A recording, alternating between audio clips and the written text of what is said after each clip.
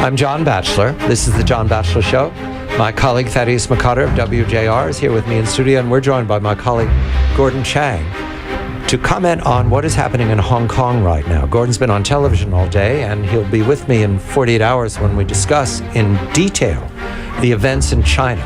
However, the understatement here is that these are earth-moving. Gordon, a very good evening to you. Over the last year, you and your colleagues, each Wednesday night, we've spent much time talking about Occupy Central, or about the promise made many years ago when the handoff from the colonial masters of Great Britain to the mainland of Hong Kong. And the promise was for democracy, to vote for the mayor. That has not happened. In fact, over these last weeks, Beijing has made it very clear in bold, provocative statements that they have betrayed the promises made to the United Kingdom and to the people of Hong Kong. That's led to this moment of protest in Central, which is the middle of the business district. To my audience, Gordon, you and your colleagues have made it very careful that this is very carefully presented that this is going to be a confrontation at the regime in Beijing. There are tens of thousands of people now moving through the streets. There's been tear gas, there's been pepper spray, there's been confrontation. The students are in the streets. Is there anything surprising to you, Gordon, that you've seen over these last 3 days? What I think is really astounding is that the older generation of activists, those who founded Occupy Central with Peace and Love, the university professors, the pan-Democrats, they have been marginalized by the students. We go back about a month, the Occupy Central guys were really taken aback by Beijing. They were stunned, and actually they just sort of almost were like deer in the headlights. Well, the students said, oh my gosh, this is my city, this is my future, I'm going to do something about it. And that's exactly what they did. They created these very loose organizations. They have now had all of these demonstrations over the last week, and they are now driving the initiative. Gordon and Thaddeus, every time someone my age, I'm 49 Gen X, sees people in China demanding their liberty, our minds go back to Tiananmen Square. Can you draw for the listeners the analogies that we may see here for what the regime might do? This is really the important question, Thaddeus. Just today, Chinese state media said that Beijing may send in the People's Armed Police, which is really is a unit of the Chinese military. They said they may send them into Hong Kong if the Hong Kong authorities are not able to regain order. And clearly they lost control over the weekend, and the last day or so, we have not seen the Hong Kong authorities being able to control their own streets. So eventually Beijing will do something. There have been all of these rumors, and I think some of them are correct, that Beijing is putting its forces on higher alert. There's all sorts of other rumors about the military, which probably are wrong, but nonetheless, people are starting to say, will there be martial law? Now, I think that there will be, because these students are not going to give up to Beijing, and Beijing is going to see them as an existential threat. 25 years after Tiananmen Square, there are some important differences that Xi Jinping must account for. One is social media. I watched over the weekend broadcasts from iPhones or from Galaxies or whatever is popular among the students. They're the same students I see in New York, broadcasting out, we're peaceful, we're here, they lied to us, here's who I am, and these are my friends. Again and again, you can go on YouTube and see them all the time right now. That was not possible 25 years ago.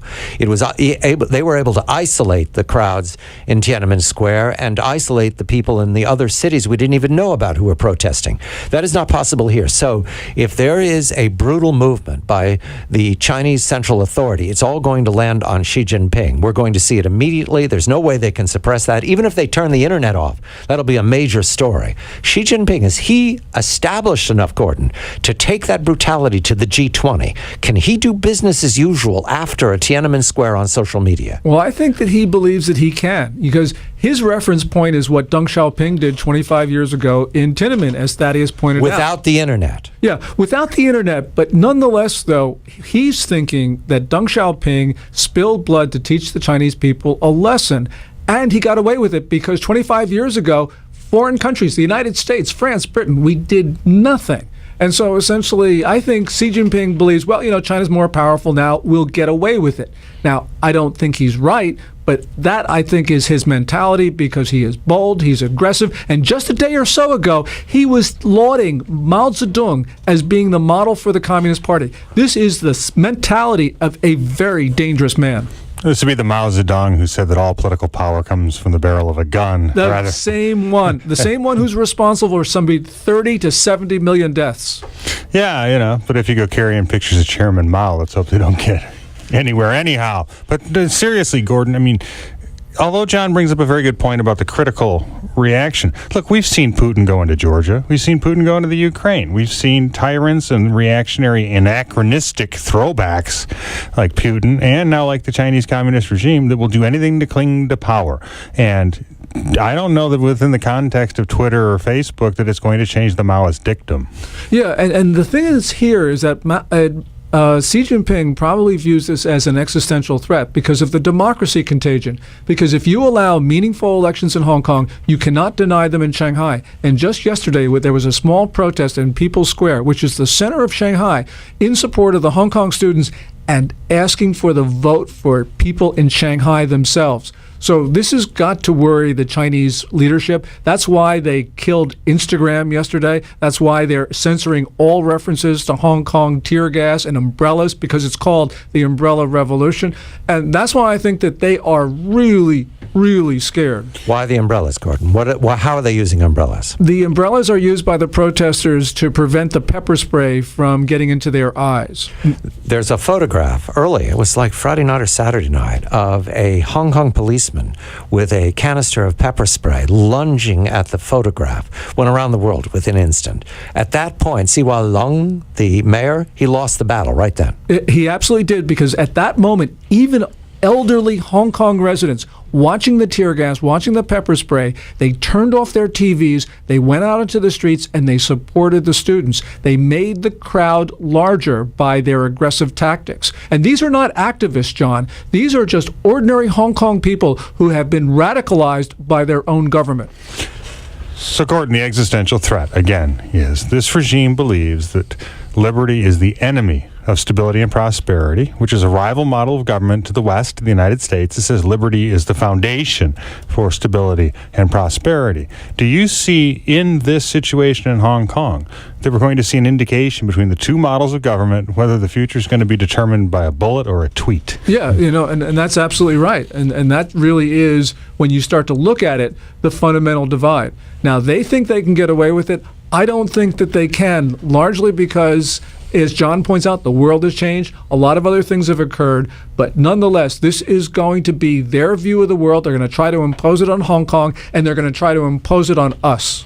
There's a circle, Gordon. It might be closing. I just checked it out. It was in the dim parts of my back, the back of my brain, because I'm spending a whole lot of time on the Versailles Treaty. The May 4th movement, May 4th, 1919, when the student demonstrations in the street against the Versailles Treaty selling out pieces of China to Japan. And as I recall, one of those demonstrators was the old man himself, Mao Zedong. Well, Mao may have been demonstrating, I don't know, but the point is the Communist Party tried to take advantage of May 4th. And, at the end of the day, the thing is the Communist Party can't, because they've got too much baggage, they've got too many problems. Right now, they are really on the back foot in Hong Kong. I think the people in the streets are going to win. 48 Hours, Gordon, will join me with our colleagues in Hong Kong. Keep watching very carefully on Twitter, on Facebook, on YouTube. You'll watch it because the students are sharp. Thaddeus McCotter, WJR, Gordon Chang of Forbes.com. I'm John Batchelor.